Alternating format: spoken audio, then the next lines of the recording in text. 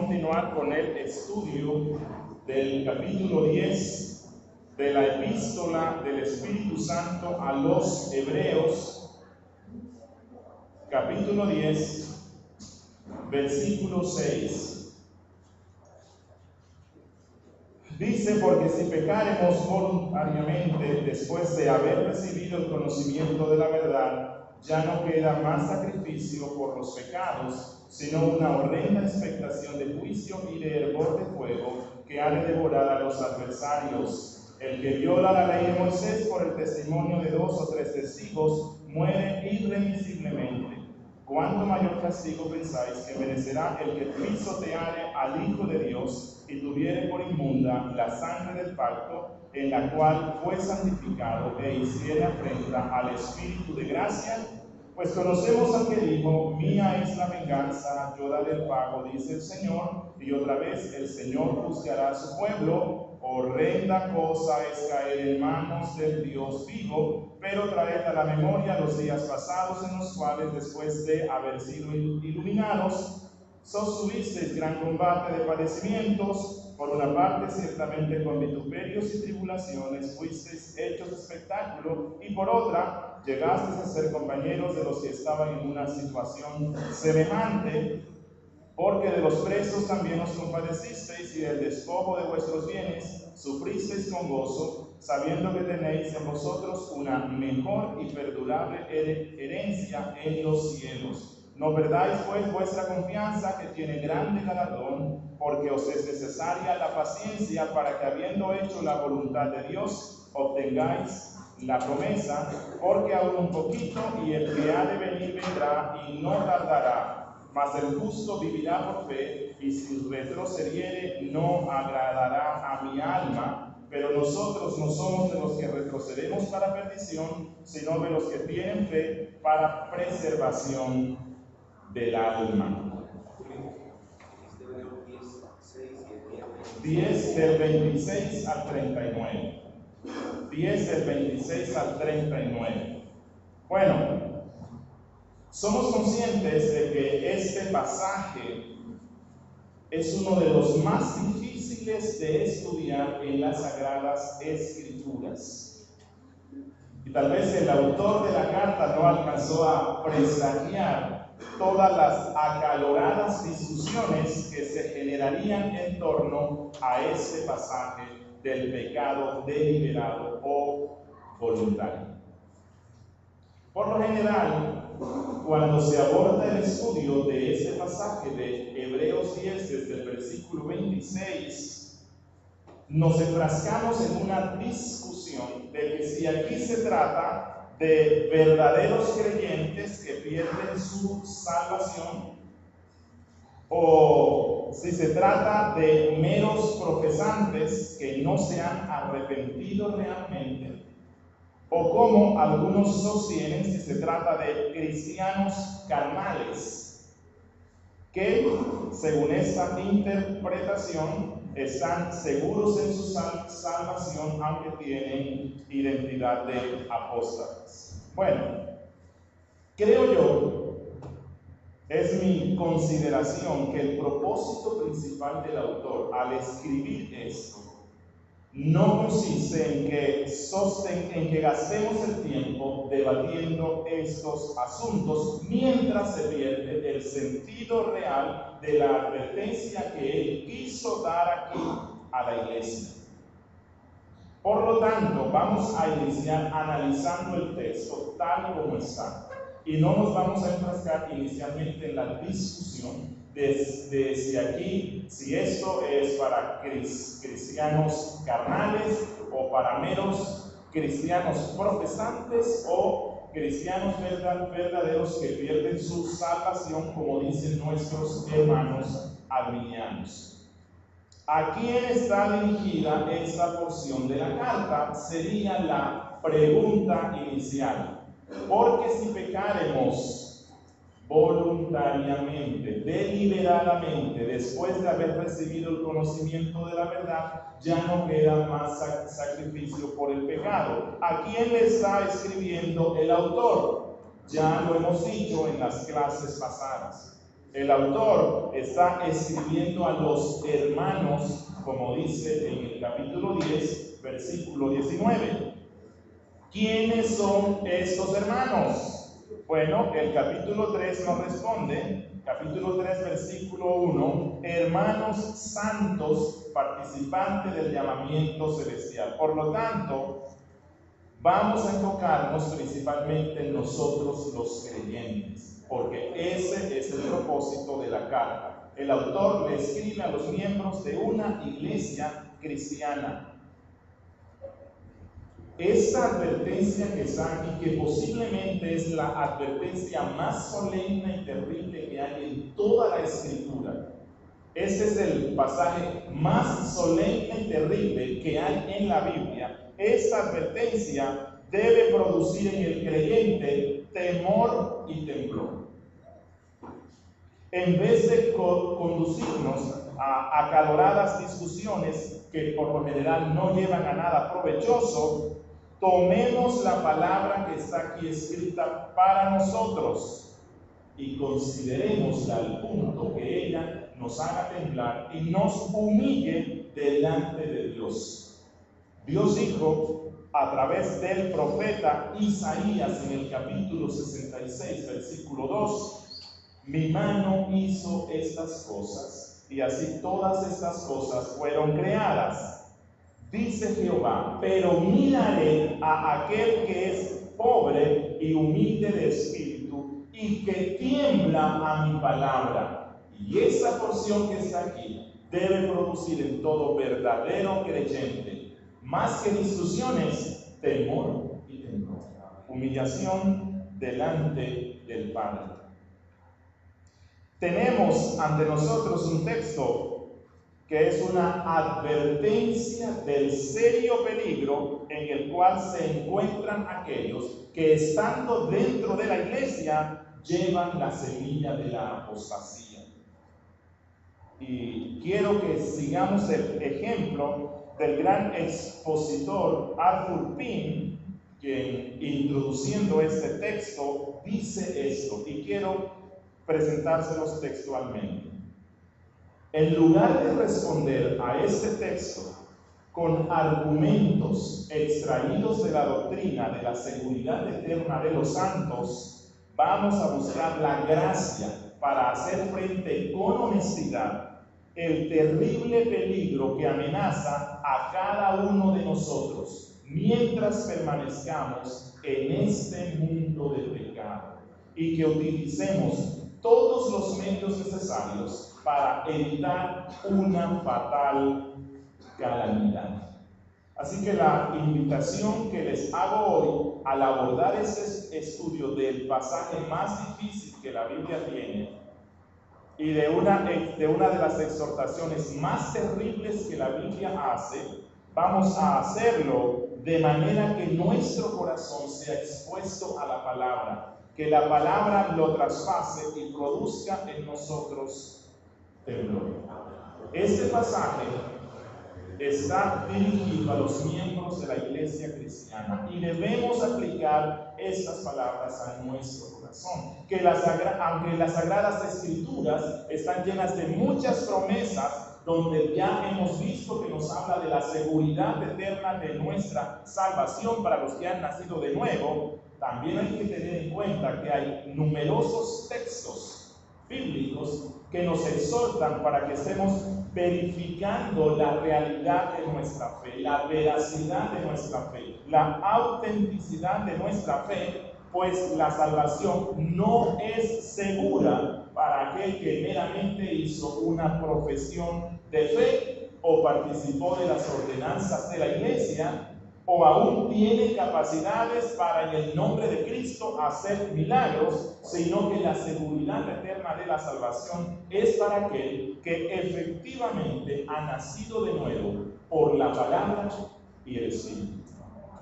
Así que vamos a atender con santo temblor la exhortación que el autor sagrado nos presenta aquí, y no estemos pensando que estas palabras están dirigidas para el inconverso o el creyente que anda en pecados escandalosos, sino que con humildad vamos a ponernos bajo el peso de esta palabra y que ella nos lleve a tener mucho cuidado de nosotros mismos y que siendo examinados y evaluados por la palabra, seamos llevados a gozar de mayor seguridad en Cristo si es que verificamos que en nosotros no está la semilla de la apostasía.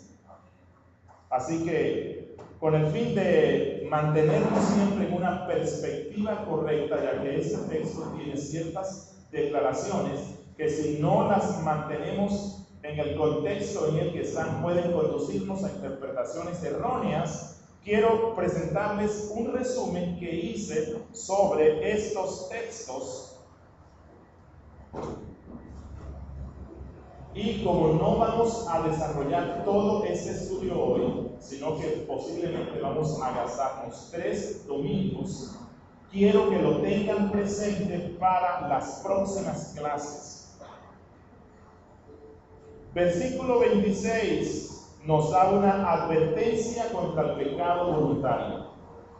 Versículo 26 es una advertencia contra el pecado voluntario. Aquí los creyentes son advertidos del pecado premeditado que es cometido con pleno conocimiento de la verdad.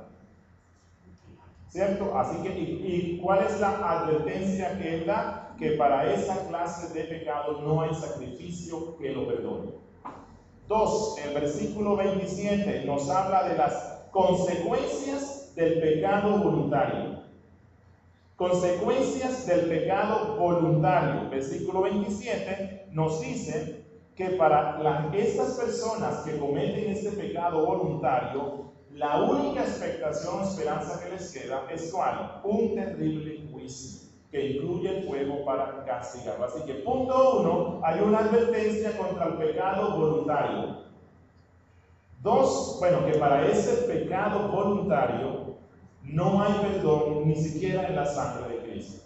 2, las consecuencias de este pecado voluntario es que la única esperanza que le queda a la persona que comete ese pecado es la expectación de un terrible juicio que incluye el fuego. Tercero, en el versículo 28 y 29, el autor hace una comparación entre 2 clases de castigos para 2 clases de violaciones.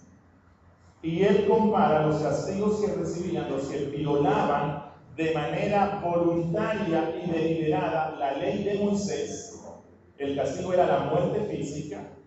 Y el autor en los versículos 28 y 29 nos dice que cuánto mayor será el castigo para los que de manera deliberada y con conocimiento apostatan o rechazan el Evangelio. El Evangelio es superior a la ley, porque el Evangelio fue dado por medio del Hijo de Dios. De manera que los que rechazan el Evangelio recibirán una condenación mayor. Versículo 31 nos da el cuarto punto que quiero que los mantengamos siempre aquí en mente. Versículo 31 es una declaración espantosa. El autor, posiblemente visualizando, y estoy usando ese término en el mejor sentido, no en el que usa hoy la nueva era, visualizando el juicio terrible que vendría, la ira de Dios que descendería sobre aquellos que cometen este pecado voluntario. Él no se contiene y exclama: horrenda cosa es caer en manos del Dios vivo. Eso es una declaración espantosa. Quinto, versículo 32 al 34. Allí el autor da un aliento a los creyentes para perseverar. Aliento para perseverar.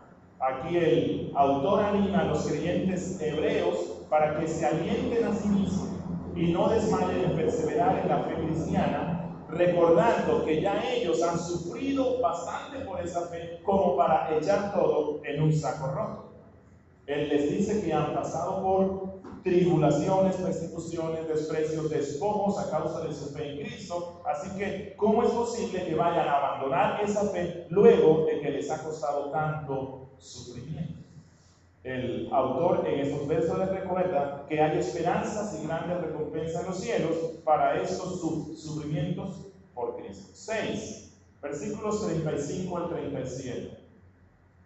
El autor allí dice a sus lectores que la esperanza conduce a la paciencia. La esperanza conduce a la paciencia. El autor consuela a los creyentes luego de esa terrible exhortación, animándolos a que no pierdan de vista la segunda venida de Cristo, que Jesús volverá pronto, que dentro de un poquito de tiempo Él vendrá para recompensar a los que se mantuvieron hasta el fin con la confianza puesta en Él. Y el séptimo punto o aspecto que el autor nos menciona aquí está de los versos 38 al 39.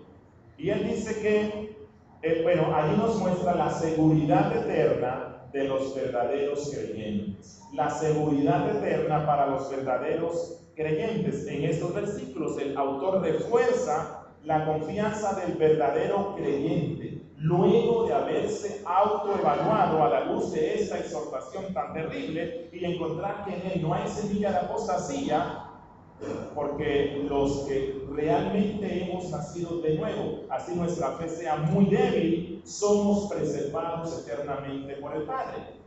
Así que luego él pasa a todo el capítulo 11 y él nos muestra muchos ejemplos de personas que en medio de debilidades, de fieras batallas, de desprecios, de despojos, se mantuvieron firmes en la fe, mirando a Jesús, quien es el autor y consumador de la misma.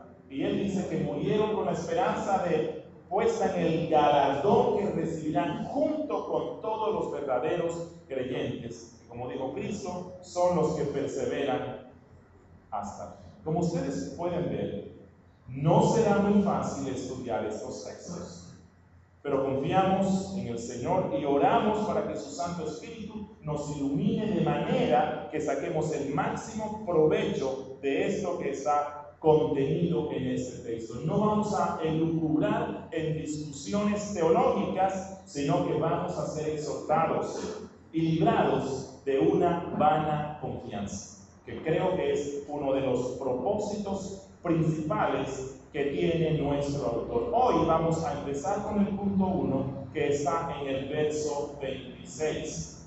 Si esto fuera un sermón, le titularía El terrible pecado de la apostasía, que creo que es de lo que él habla aquí. El terrible pecado de la apostasía.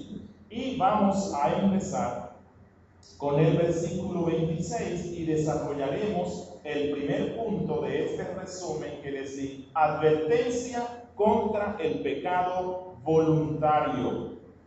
Y ya hemos visto que el autor dice, porque si pecaremos voluntariamente, después de haber recibido el conocimiento de la verdad, ya no queda más sacrificio por los pecados. Quiero decir algo, como este punto es un poquito extenso y voy a demorarme, no voy a dar participaciones, espero que me logren comprender y a lo mejor en la próxima clase se pueden compartir las preguntas y aportes que ustedes tengan, los cuales de seguro serán valiosos para la comprensión de este texto. Versículo 26, porque si pecaremos deliberadamente. Bueno, este versículo 26, si ustedes se dan cuenta en su Biblia, si su versión es como la que tengo yo, posiblemente inicia con un título. En mi Biblia dice advertencia al que peca deliberadamente y separa al versículo 25 del versículo 26. Recuerdan que yo les he dicho muchas veces que estos títulos que están aquí no fueron inspirados por el Espíritu Santo, que esas divisiones que están en las Biblias de capítulos y versículos no fueron inspiradas por el Espíritu Santo. El autor sagrado no fue quien puso esas divisiones, sino que algunos buenos hermanos en la fe, con el fin de que la lectura de la Biblia nos sea más fácil, la han fraccionado en capítulos y versículos y en secciones y han puesto unos títulos que nos ayudan muchas veces en la comprensión de la temática que se desarrolla en el texto. No obstante, el problema que hay con estas divisiones es que a veces nos conducen a separar un texto de otro texto, siendo que los dos textos están estrechamente relacionados. Así que el verso 26 es la continuación de lo que dice el versículo 25. Recuerdan que los creyentes de la iglesia a la cual escribe el autor, que son judíos convertidos al cristianismo, estaban siendo perseguidos a causa de su fe. Los judíos estaban sitiando a estos creyentes hebreos, estaban siendo instados por la fe judaica para que dejaran de sufrir tanto por una fe que según ellos no valía la pena, que no les daba nada. Ellos estaban instando a los creyentes judíos para que abandonaran el cristianismo y regresaran a la fe judaica, que según ellos les ofrecía más. Habían persecuciones entre ellos mismos. Los padres desheredaban a sus hijos. Los creyentes judíos estaban sufriendo una real persecución. Estaban pasando por grandes tribulaciones. Y algunos creyentes estaban tan asustados que habían dejado de congregarse en las asambleas de la iglesia. Y recordemos la exhortación que ya vimos en el versículo 25,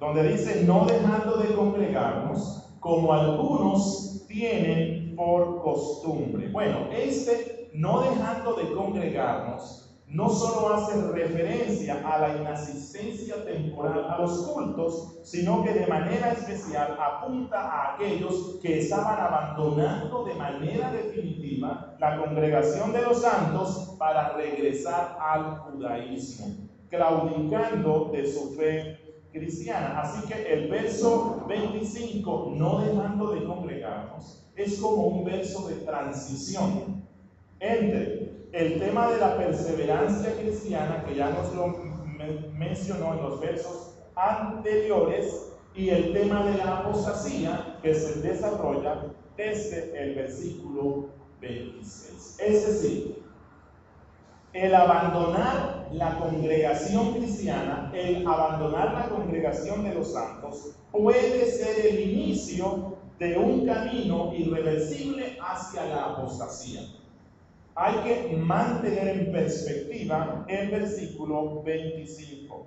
El autor ya les ha advertido que si ellos regresan a la fe judaica, si cambian la fe cristiana por la religión judaica, ellos están dejando la realidad por las sombras, lo perfecto por lo imperfecto. Y si hacen eso, están mostrando que en su corazón hay apostasía. Bueno, cuando el autor en el versículo 25 los ha exhortado a no dejar de congregarnos, es cuando ya él pasa al versículo 26. Entonces, vamos a unir los dos textos. Él dice: no dejando de congregarnos, como algunos tienen por costumbre, porque si pecaremos voluntariamente, ya no queda más sacrificio por el pecado. Así que hay una estrecha relación entre este pecado voluntario y el dejar la iglesia cristiana. Entre este pecado voluntario y el abandonar la congregación de los santos y el abandonar la fe en Cristo Jesús. Así que el pecado voluntario del que se habla aquí es el abandono total y definitivo de la fe cristiana. El abandono total y definitivo de la confianza en Cristo.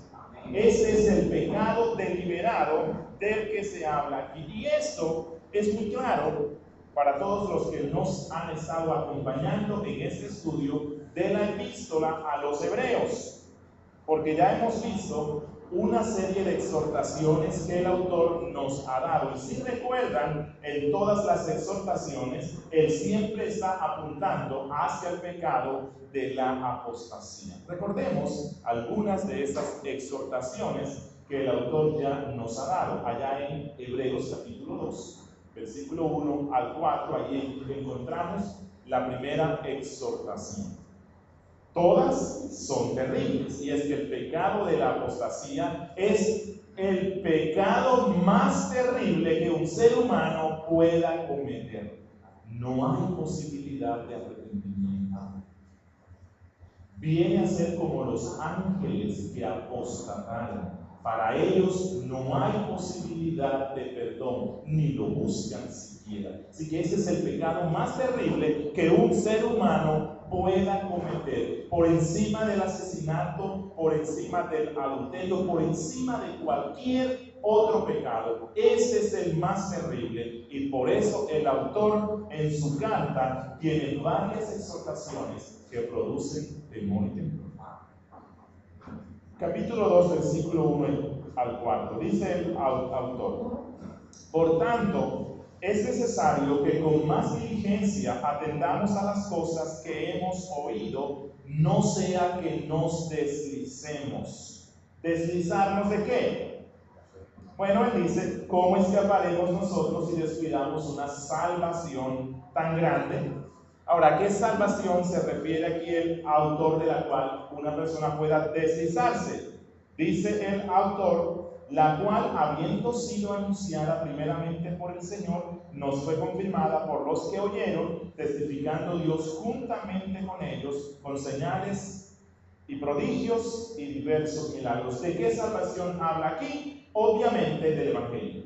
Está hablando de la predicación del Evangelio. Jesús predicó la salvación, los apóstoles predicaron el Evangelio de salvación, y la Biblia nos dice que fue acompañado de milagros, su predicación. De manera que en este texto la advertencia que el autor está haciendo es que los creyentes deben mantenerse firmes en la palabra de salvación que han escuchado, y que nunca pueden cambiar el Evangelio por ninguna otra cosa.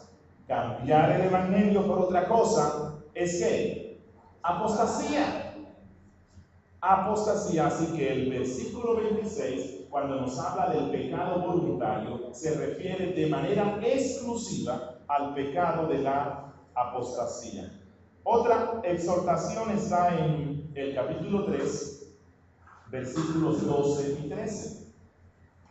Capítulo 3, versículos 12 y 13. Dice nuestro autor sagrado: mirad, hermanos, que no haya en ninguno de vosotros corazón malo de incredulidad, para, escuchen lo que dice allí, apartarse del Dios vivo. ¿Qué es apartarse del Dios vivo? Apostasía.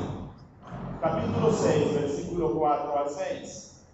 Capítulo 6, versículo 4 al 6, dice el autor: porque es imposible que los que una vez fueron iluminados y gustaron del don celestial, y fueron hechos partícipes del Espíritu Santo, y asimismo gustaron de la buena palabra de Dios y los poderes del siglo venidero, y recayeron, sean otra vez renovados para arrepentimiento. Él dice que es imposible, crucificando de nuevo para sí mismos al Hijo de Dios y exponiéndole a vituperio. Bueno, este recaer se relaciona precisamente con la apostasía.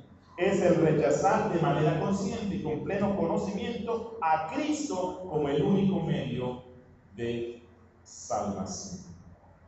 Así que el escritor de Hebreos, en el versículo 27, interrumpe las aplicaciones prácticas para darnos una exhortación, posiblemente la más terrible que hay en la Biblia. Y esa se constituye en otra de las exhortaciones que él ha dado en esta carta. En el capítulo 2 su exhortación fue en contra de la indiferencia, en el capítulo 3 y 4 en contra de la incredulidad, en el capítulo 6 en contra del rechazo, y aquí se nos habla del que desprecia, ya del punto culmen de la apostasía. Y como dijo un comentarista cristiano, esta es quizá la advertencia más severa de la epístola y la más severa que tiene todas las escrituras.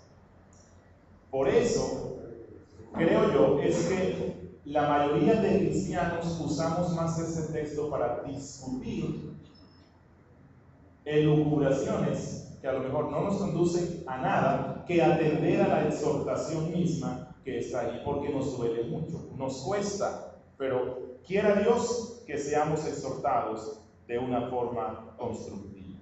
Bueno, empecemos entonces sí a analizar. Bueno, ya hemos visto que este pecado se relaciona con la apostasía. Dice, porque si pecaremos voluntariamente. Ahora, vuelvo a repetir para no llegar a interpretaciones erróneas.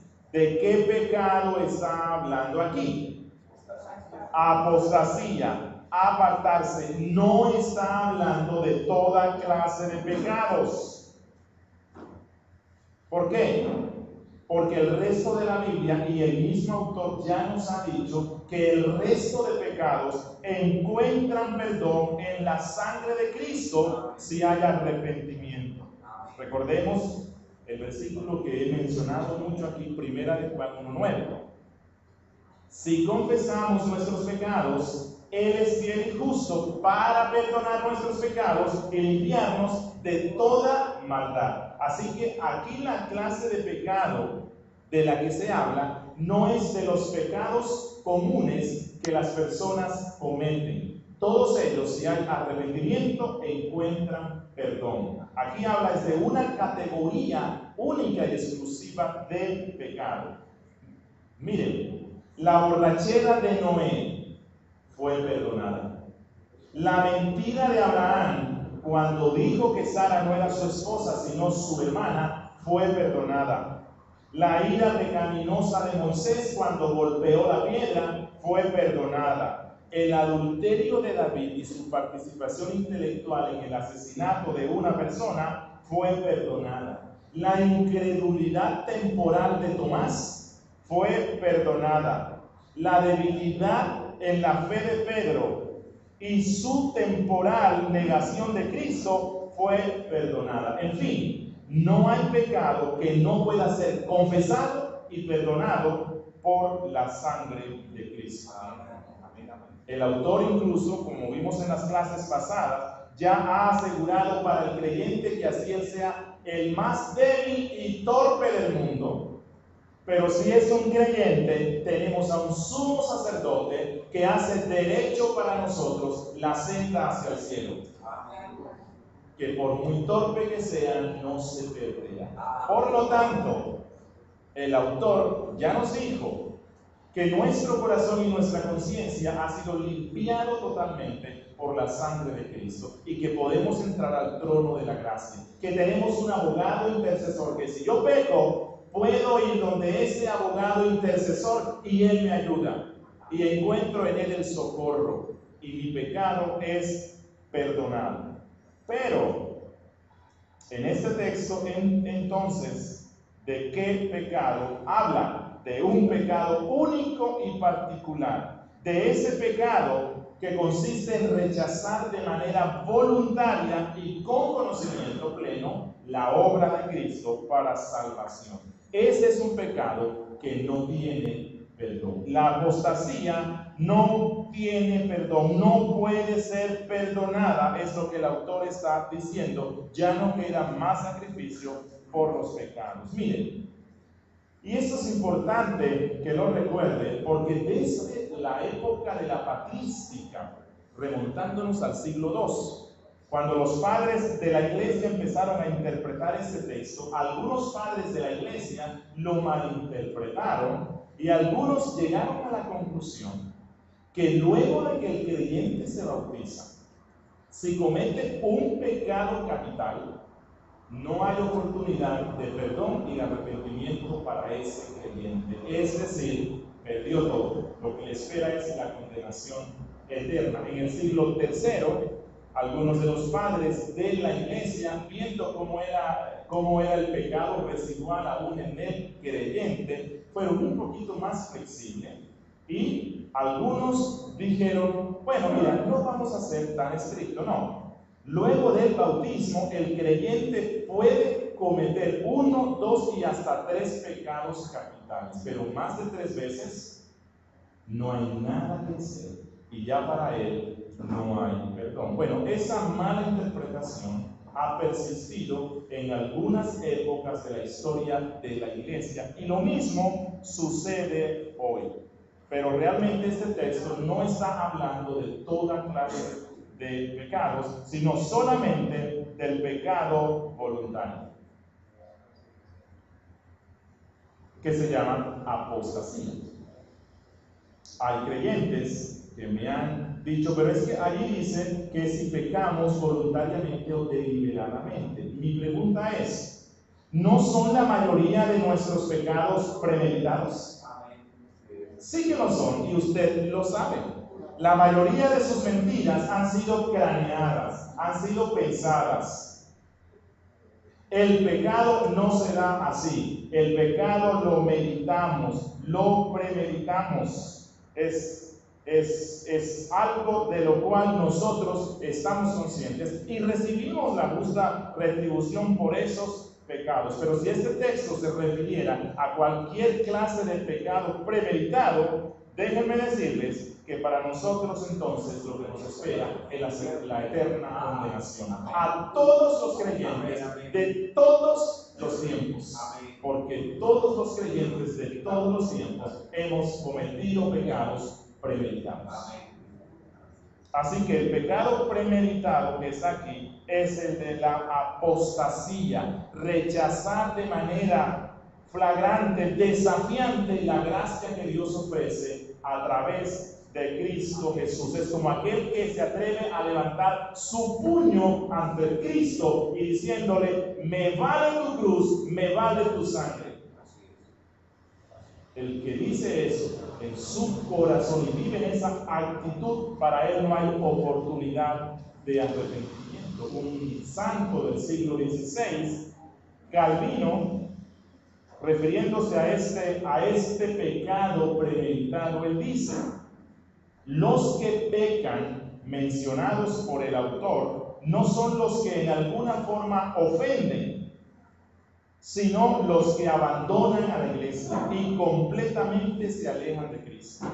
Pues él no habla aquí de este o de aquel pecado, sino que condena por nombre a los que deliberadamente han renunciado al compañerismo de la iglesia, como ya se nos dejó ver en el versículo 25. Él dice, pero hay una enorme diferencia entre las caídas particulares y una completa deserción de la fe, por lo cual enteramente nos apartamos de la gracia de Cristo. Así que yo creo que con esto queda claro que el pecado deliberado del que se habla aquí es la apostasía. ¿Qué significa eso de deliberado o voluntario? Bueno, es posible que el autor esté considerando la diferencia que establecía la ley de Moisés entre los pecados por ignorancia y aquellos que se hacían de manera desafiante, que era un desafío a la autoridad de Dios. En la ley de Moisés se dijo que los pecados no intencionales podían ser expiados, podían ser perdonados, pero que los pecados intencionales, para ello no había misericordia, dijo Dios. Escuchen lo que dice Números 15:30. Números 15:30. Dice, mas la persona que hiciere algo con soberbia, voluntariamente, deliberadamente, así el natural como el extranjero, ultraja a Jehová. Esa persona será cortada de en medio de su pueblo. Cortado es que debe ser muerto por lapidación. ¿Quién podía cometer un pecado de soberbia? Un apóstata. Alguien que conociendo quién es Dios, que conociendo el terrible juicio de Dios, no temía levantar su puño en contra de ese Dios. Y la ley dice que este pecado no tiene perdón. ¿Por qué? Porque el propósito de ese pecado es ultrajar a Dios. Tiene un fin claro y es ultrajar de manera desafiante a Dios. Es decir, sabiendo que Dios existe, sabiendo que Dios es soberano, deciden con pleno conocimiento levantarse en contra de Él y rechazando. Este es un pecado deliberado o voluntario, conforme nos lo decía Moisés en la Santa Ley. Y ahora, en el texto original, el versículo 26 dice textualmente, oigan lo que dice textualmente: si deliberadamente continuamos pecando después de haber recibido el conocimiento de la verdad. De manera que este pecado de apostasía es una actitud constante en la persona. El apóstol Pedro negó a Cristo. Y la negación de Cristo forma parte del pecado de la apostasía. Pero Pedro no era un apóstata. ¿Por qué? Porque esa no fue una actitud constante en él. Fue un momento de debilidad en su fe, como cualquier creyente puede tenerlo. Pero en su corazón, él con su boca dijo: no lo conozco, no sé quién es, y lanzó maldiciones. Pero en su corazón no estaba eso. En su corazón estaba la fe en Cristo. No era el corazón de un apóstata. El apóstata vive en una actitud desafiante hacia el soberano Dios. Y lo terrible de este pecado de apostasía es que se comete con pleno conocimiento. Escuchen lo que dice el verso 26. Porque si pecaremos deliberadamente después de haber recibido el conocimiento de la verdad. Eso es lo que hace más terrible este pecado, que se hace con pleno conocimiento. ¿Qué significa esto de después de haber recibido el conocimiento de la verdad? Bueno, que la persona, luego de tener un conocimiento abundante de la palabra de Dios, luego de tener un conocimiento abundante del Evangelio, luego de participar de los sacramentos de la fe cristiana, luego de disfrutar de muchas bendiciones de la comunión con los santos, teniendo este abundante y claro conocimiento, sabiendo que los que aborrecen a Dios recibirán todo el peso de su ira, deciden con soberbia, con altivez, rechazar de manera plena, constante y definitiva la salvación que puede ser obtenida solamente a través de Cristo. Después de haber recibido el conocimiento de la verdad, mire, eso lo puso el autor aquí para agravar ese pecado y mostrarlo como él realmente es, porque el que voluntariamente, con impiedad deliberada, extingue la luz del Evangelio que ha recibido en su corazón, no le queda ninguna excusa para presentar delante de Dios.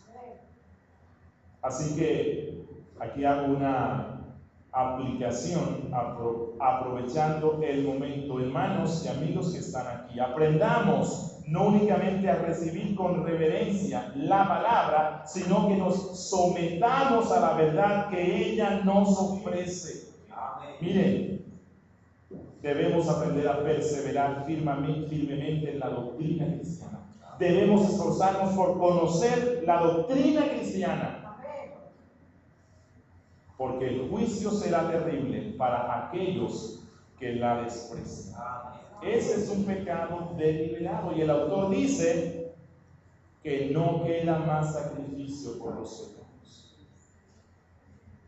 ¿Qué significa esto? Que ya no queda más sacrificio por los pecados. Bueno, que el único medio establecido por Dios para perdonar los pecados es ¿cuál? El sacrificio de Cristo. Que solo su preciosa sangre y su muerte puede ser fuente de perdón. Que si alguien con pleno conocimiento de esto luego tiene por común la sangre de Cristo, como dice allí, por inmunda, es como si fuera cualquier sangre, y decide creer que la sangre de Cristo no sirve para nada, entonces ¿cómo podrá ser expiado su pecado? El único medio que ha suministrado Dios es la sangre de Cristo. Así que no hay más sacrificio que pueda perdonar el pecado. ¿Por qué? Porque esa persona voluntariamente decide rechazar el medio establecido por Dios. Dice el autor, ya no quedan más sacrificios por los pecados. Es decir, además de Cristo, no hay otra forma de ser reconciliados con Dios. No hay otra. Y el apóstata rechaza a Cristo como medio y quiere buscar otro medio de salvación. Recuerden lo que dijo Pablo en 1 Timoteo 2:5. Porque hay un solo Dios y un solo mediador entre Dios y los hombres. No hay más. Hechos 4:12. Y en ningún otro hay salvación, porque no hay otro nombre bajo el cielo dado a los hombres en que podamos ser salvos. Los creyentes hebreos estaban siendo presionados por sus paisanos para que abandonaran la fe en Cristo y pusieran su confianza nuevamente en los sacrificios levíticos. Y el autor les está diciendo eso sería una afrenta contra el Evangelio y contra la preciosa sangre de Cristo. Esto significa rechazar el único medio de salvación que ha provisto Dios para el hombre. Así que Dios no tiene otros medios en reserva para expiación, para el beneficio de los que rechazan a Cristo. El autor ya ha mostrado que los sacrificios levíticos son obsoletos y no son aceptables delante de Dios. Él dijo que el sacrificio de Cristo no será repetido, y si rechazamos el único sacrificio que Él hizo, entonces no hay ninguna esperanza. No hay un tercer camino al cielo. Todas las religiones no cristianas por este texto quedan descartadas como medio de comunicación con Dios. Es falso. Es falsedad de toda falsedad que todas las religiones conducen a Dios. Ninguna conduce a Dios excepto la fe en Cristo. Ningún sustituto tiene el valor de la sangre de Cristo. En las Escrituras encontramos algunos ejemplos de personas que tenían conocimiento de la verdad, que disfrutaron de algunos beneficios de la verdad y luego la abandonaron de manera consciente, y para ellos no hubo perdón. Miren, creo que uno de los hombres más afortunados en la historia bíblica fue Judas Iscariote, uno de los hombres más privilegiados en la historia de la Biblia. Pudo ver lo que los profetas anhelaban ver y no lo vieron. Él fue llamado directamente por el Mesías, por el Salvador, para que fuera su discípulo. Judas anduvo escuchando las palabras de Cristo por 3 años. Palabras sabias y poderosas, nada comparadas con las torpes que yo digo aquí en el púlpito. Eran palabras sabias y dadas con autoridad, como los mismos enemigos de Cristo lo reconocieron. Nunca nadie ha hablado así. Bueno, Judas escuchó por 3 años sermones todos los días por este maestro de maestros. No solamente eso, él vio el respaldo de Dios a las palabras del maestro a través de los milagros. Judas pudo presenciar de manera directa los espectaculares milagros obrados por Jesús. Judas fue enviado por Cristo con los otros discípulos y los 70 en una experiencia misionera que llenó su corazón de gozo. Judas fue uno de los 70 que en Lucas 10 volvió dichoso y feliz por haber cumplido una labor misionera, porque muchos se habían convertido escuchando la predicación de Judas. Judas fue uno de los 70 que regresó feliz diciendo: Señor, estoy asombrado de que en tu nombre los enfermos sean sanados. Oré por una señora que estaba inválida en el nombre de Cristo y se levantó instantáneamente. Y también me encontré unos endemoniados. Y en el nombre de Cristo expulsé al demonio. Fue un hombre afortunado. Tuvo conocimiento, disfrutó de algunos beneficios de la compañía de los santos. No solo eso, Judas fue constituido en uno de los líderes de la iglesia cristiana del primer siglo. Él era uno de los 12 y los 12 andaban directamente con Cristo. Había otro grupo de discípulos, pero Judas no formaba parte del común de los discípulos. Era uno de los 12, uno de los que Cristo había llamado para gobernar la iglesia. Pero Judas tenía la actitud de un apóstata. Su corazón era incrédulo. Y aunque tuvo el conocimiento de la verdad de una manera poderosa, él decidió actuar en contra de esa verdad y rechazó al Salvador. Él lo traicionó y recibió la justa retribución de su pecado. Así que tengamos en cuenta que en la Biblia se nos menciona de algunos hombres que conocieron plenamente la verdad, que disfrutaron de los beneficios temporales del Evangelio y no obstante eran apóstatas. Tengamos en cuenta que Judas no era salvo.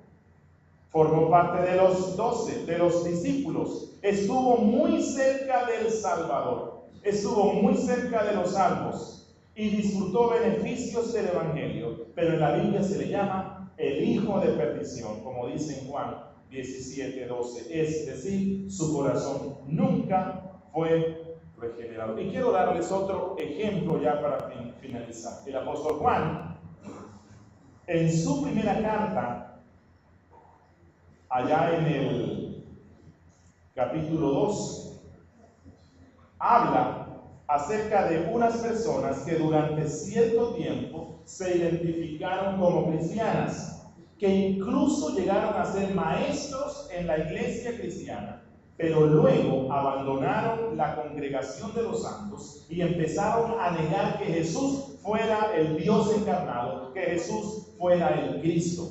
Es decir, se volvieron apóstatas.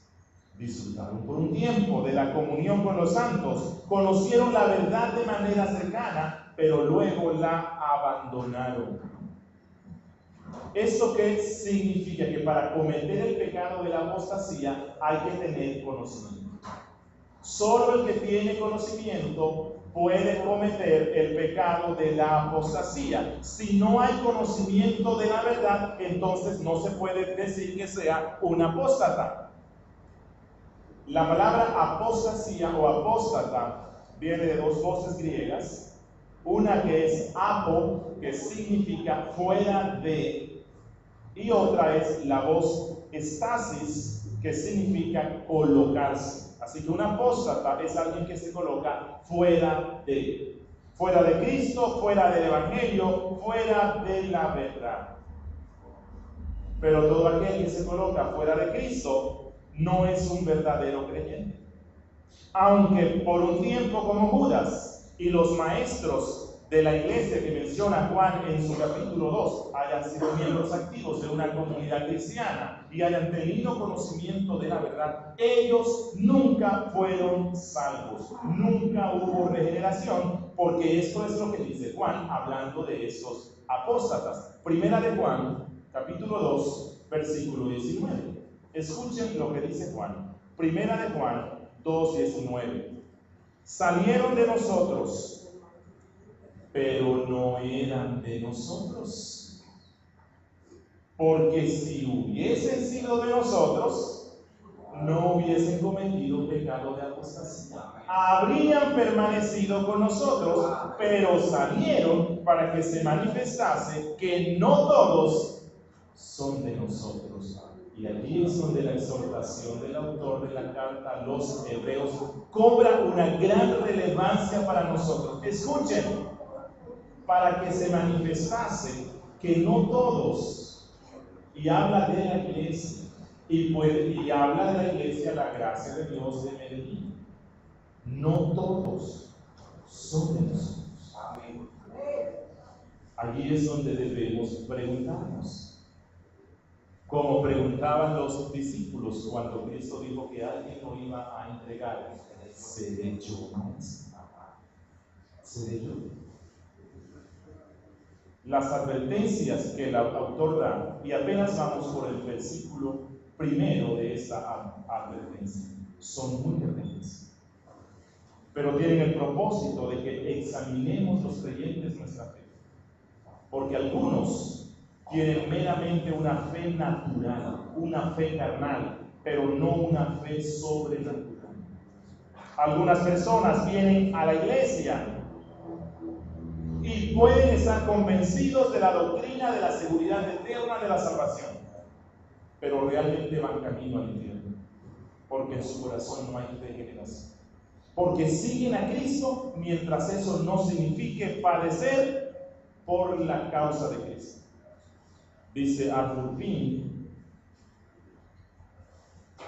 hablando sobre esto, él escribió un artículo, y en su artículo él dice, y quiero que presten atención: en el pasado, querido lector, ha habido miles de personas que estaban tan seguras de que habían sido verdaderamente salvadas y que pensaron confiar realmente en los méritos de la obra terminada de Cristo, que confiaban que iban a ser llevados de manera segura al cielo, pero sin embargo, ahora pueden estar en los tormentos del infierno.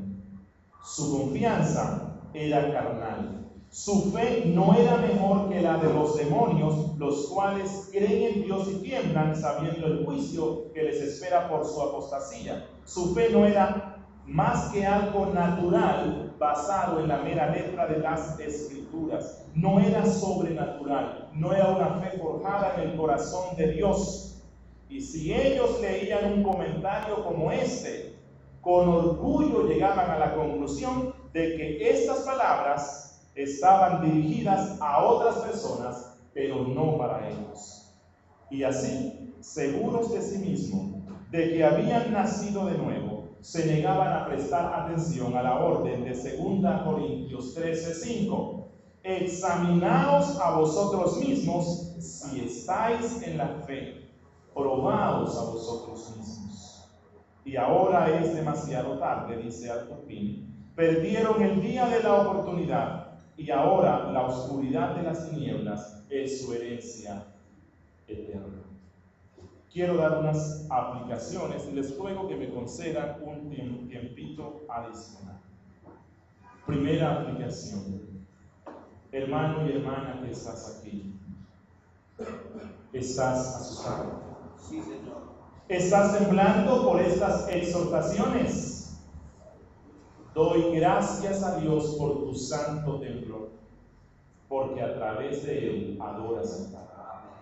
El Señor dijo en Isaías 66:2 que el cielo es su templo, que la tierra es el estrado de sus pies, pero que él habita en el mejor templo que puede haber, que es el corazón de un creyente que está temblando delante de su Padre. Amén. Pero miraré a aquel que es pobre y humilde de espíritu y que tiembla a mi palabra. Pero quiero decirte algo, ten presente que si hemos pecado contra la ley de Dios, que incluso si hemos dejado de congregarnos por algún tiempo y no nos hemos estimulado al amor, como ya él lo dijo en el versículo 24, pero aún crees que Cristo es el mediador entre Dios y los hombres, que a través de él podemos ser reconciliados con el Padre, entonces acude hoy a Cristo en arrepentimiento y verás cómo de la cruz fluye la fuente del perdón para ti. Si crees que la sangre de Cristo puede perdonarte, entonces no estás en la condición de aquel que comete el pecado de apostasía. Hermanos, adoremos hoy al Señor, porque en su gracia nos ha concedido el don de la vida eterna a través de la fe puesta en el único y suficiente sacrificio de Cristo. Pero hermano y amigo que estás aquí, no seamos ingenuos, pensando que simplemente por hacer una oración de conversión y habernos bautizado y participar de la Santa Cena y tener un cargo en la iglesia, eso es garantía de que la semilla de apostasía no está en nosotros. No, tengamos siempre presente el caso de los israelitas. que disfrutaron incluso de milagros de provisión maravillosa, que fueron bautizados con el resto del pueblo cuando pasaron el mar, que tomaron la cena de la Pascua. Pero en el camino, la semilla de la apostasía se evidenció. Cuando desafiaron a Moisés, cuando desafiaron a Dios y decidieron tomar las riendas de su propio camino, recibiendo la justa retribución de su apostasía, siendo condenados por el Dios Santo. Fueron muertos de una manera terrible y no entraron a la tierra prometida. Y Dios dijo, para ellos no habrá misericordia. Hermano y hermana, nunca dejemos de congregarnos. Siempre estimulémonos al amor y a las buenas obras. Aunque el pecado para el cual no hay misericordia es el de la apostasía, tengamos presente que un corazón apóstata se caracteriza por una vida inconfesa ante Dios y por dejar de congregarse. Siempre que pequemos contra la ley de Dios, inmediatamente corramos presurosos al arrepentimiento, corramos al Calvario, corramos a la cruz sangrante, porque allí vamos a encontrar a aquel que fue traspasado por nuestras iniquidades. Allí contemplaremos el cuerpo herido de Cristo por nuestro mal y vamos a ser estimulados cuando vemos al Cristo sufriente para no continuar pecando contra ese Dios que me amó. Segunda aplicación. ¿Alguna vez has negado a Cristo y te ha dado temor de identificarte como cristiano? Miren, este es un grave pecado y puede ser el germen de la apostasía. Pero si has nacido de nuevo, si realmente has depositado tu confianza en Cristo, Él ha orado por ti como sacerdote y te dice lo mismo que dijo a Pedro. Pero yo he rogado por ti que tu fe no falte, como dice en Lucas 22:32. El apóstol Pedro negó temporalmente a Cristo, pero él era uno de los escogidos de Dios, como él mismo lo dice en Primera de Pedro 1:2. Pedro contaba con la intercesión sacerdotal de Cristo. Él pasó por una terrible prueba donde su fe fue zarandeada, fue sacudida por la persecución, por el asedio de la gente, y en ese momento su fe tembló y negó al Salvador. Pero él era un verdadero salvo y no quedó postrado en esa negación, sino que luego miró el rostro herido de Cristo, vio su rostro sangrante y se arrepintió, obteniendo así el perdón. El pecado de la apostasía se evidencia cuando una persona no quiere arrepentirse de rechazar o negar a Cristo. Por eso no hay perdón para esa persona, porque nunca lo buscará en Cristo. Pero todo aquel que viene a Jesús en arrepentimiento nunca será rechazado por el Salvador. Recuerden que Él dijo: todo lo que el Padre me da vendrá a mí, y el que a mí viene no le echo fuera. Juan 6:37. Y Él dijo: venid a mí todos los que estáis trabajados y cargados, y yo os haré descansar. Amigo que estás aquí, tú has estado rechazando a Cristo, pero lo has hecho en ignorancia. Si hoy vienes a Cristo, en la cruz de Cristo encontrarás el perdón de tus pecados y la vida. Demos gracias. Oh Dios de la gloria, gracias por tus misericordias, Señor. Cuando nos enfrentamos con un texto como este, allí vemos que tú eres muy misericordioso, porque son exhortaciones horribles, sí, pero así como el Padre disciplina a su Hijo, lo reprende y lo exhorta al punto que lo hace llorar, pero tiene como propósito librarlo de la muerte, librarlo de la destrucción. Gracias, Dios, por este pasaje, un pasaje tan difícil, un pasaje por el cual los cristianos derraman hasta su sangre solo por defender una posición, pero no para someterse a que este texto, como una espada de doble filo, nos penetre y derrame la sangre de nuestra incredulidad y lealtad espiritual. Oh Señor, Tú nos hablas de una forma tremenda, hablas a mi corazón y hablas al resto de los que están aquí hoy. Yo sé que nos has hablado poderosamente. Todavía estoy temblando cuando preparaba este sermón. Pero gracias, Padre, porque tú nos permites a través de ese pasaje examinarnos a nosotros mismos. Ayúdanos, Padre, a evaluar nuestra fe, que no sea una fe meramente racional o natural, sino que sea esa fe que procede de tu corazón, esa fe que es un don tuyo, Señor. Y si todavía no está, oh Dios, te ruego por aquellos que todavía no están seguros de tener esa fe preciosa, que tú les des el don de la fe, Señor. Que tú les concedas en tu misericordia el arrepentimiento verdadero.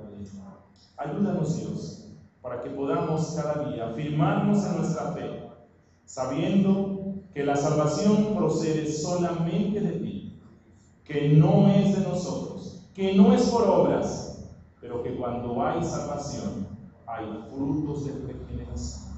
Oh Dios, ayúdanos a todos, permítenos continuar temblando delante de tu presencia, en el nombre de Jesús.